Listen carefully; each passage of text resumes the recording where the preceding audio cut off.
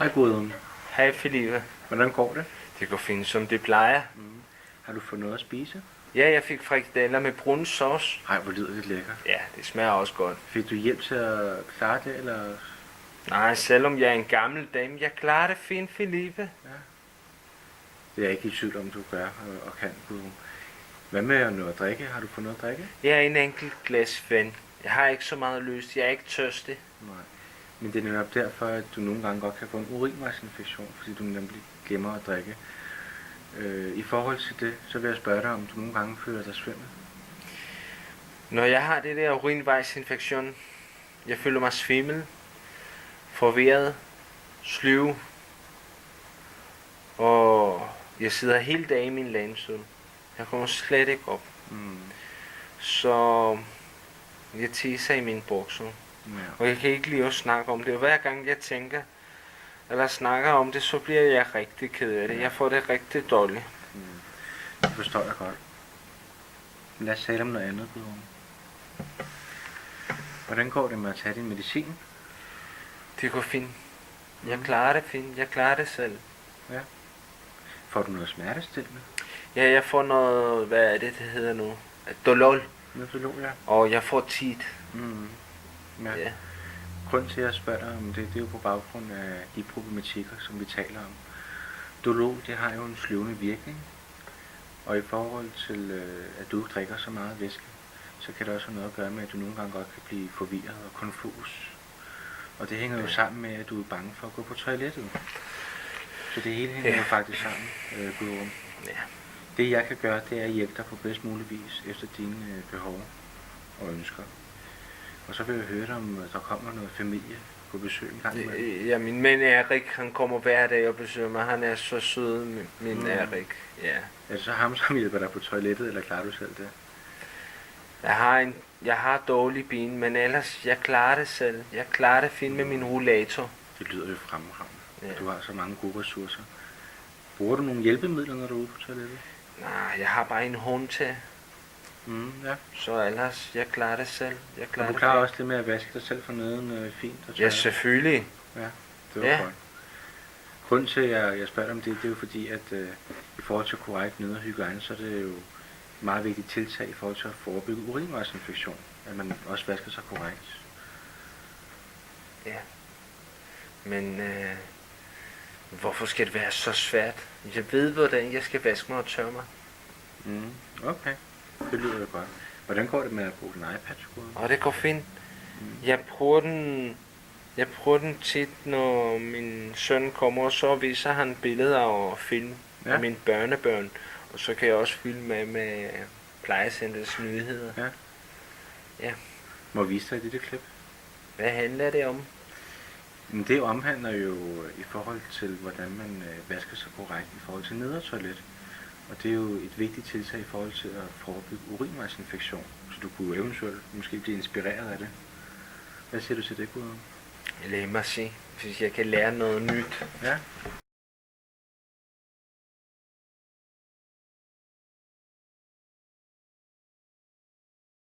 Spændende film, Felipe. Men jeg synes, det er svært. Det kan jeg sagtens forstå, Gudrun. Næste gang bliver jo så i morgen.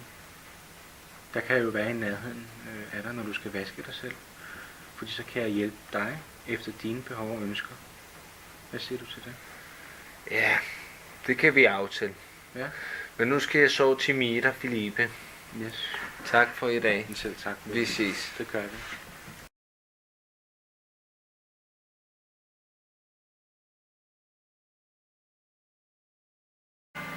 Hej Gudrun. Hej Milad. Du siger endelig til, hvis jeg skal hjælpe med noget. Det skal jeg nok, men jeg plejer at klare det. Okay Gudrun, men så redder jeg din seng imens. Ja, tak. Og Milad, gider du hente noget toiletpapir? Jeg har ikke noget tilbage. Og jeg bruger også meget. Gudrun, det er ikke for at blande mig, men i forhold til de hyppige urinvejsinfektioner, du har haft, så er det meget vigtigt, at du kan vaske dig korrekt for nede. Tak for den omsorg. Og faktisk din kollega Felipe i går, han viste mig en film på iPad. Og jeg er meget inspireret, og jeg vil meget gerne prøve det. Det lyder fantastisk. Men så kan jeg jo gøre det, at jeg kan sætte tingene klar til dig. Ja. Hvad siger du til det? Ja, men jeg vasker mig selv. Det er fint. Jeg er der kun der, hvis du har brug for hjælp. Tak. Sætter noget vaskeklud frem. En vandfad med lunken vand. Og vi har en time sæbe. Og håndklæder. Jeg skulle lige spørge dig, sviger det, når du tisser? Nej, ikke nu. Men det er tit, og det er mange gange. Okay. Men det er meget vigtigt, at du siger det til os, hvis det sviger, eller hvis du har smerte, når du tisser. Ja. Så vi kan opspore, hvis det er tale om en urinvejsinfektion, der vi kan tage en stiks. Så kan du jo komme i behandling hurtigst muligt, efter vi har kontaktet egen læge. Det skal jeg nok prøve hos Mila. Okay. Nu er jeg færdig med at tisse. Det er fint. Jeg skulle lige spørge dig, har du noget synligt snavs på hænderne? Nej, det har jeg ikke. Okay, men så kan vi jo starte med at desinficere hænderne. Prøv du at komme med din håndflade. Og så gør jeg det lige sammen med dig. Og vi tørrer. Vi bliver ved på håndfladen og håndryggen, indtil det er helt tør. Det er med til at dræbe bakterierne. 98% af bakterierne, som skyldes urinvejsinfektion, det kan faktisk fjernes for korrekt håndhygiejne. Det er kun godt. Og det kan aldrig erstatte håndvask. Det skal du bare vide. Ja. Og så tager jeg lige nogle handsker på.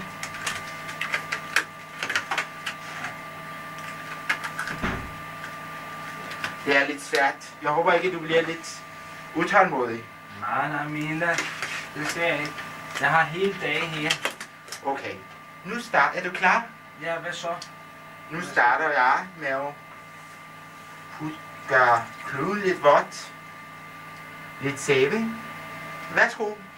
Du skal vaske dig omkring urinvejsåbningen. Op og ned. Op fra ned. Ja. Og så skal du smide den ud. Og så tager vi en almindelig vådklude.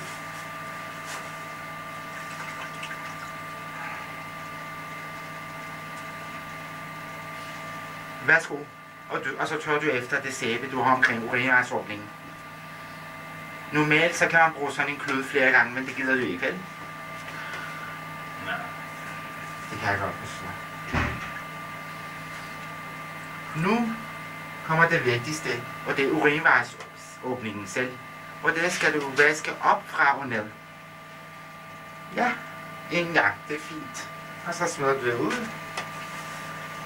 Og så skyller vi efter. Sidste gang. Samme måde.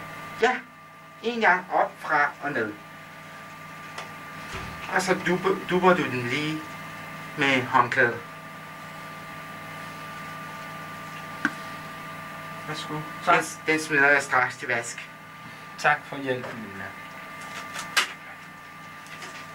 Velbekomme. Tak. Mila, gider du at hente min rollator? Det kan du tro, Gudrun. Tak. Men imens jeg henter din rollator, så kan du jo vaske dine hænder. Det er meget vigtigt i forhold til toiletbesøg. Før og efter toiletbesøg, at du vasker dine hænder. det her ting, ellers... Det kan du tro. Jeg tager den og rydder den af. Og du henter min rollator? Ja, det gør jeg.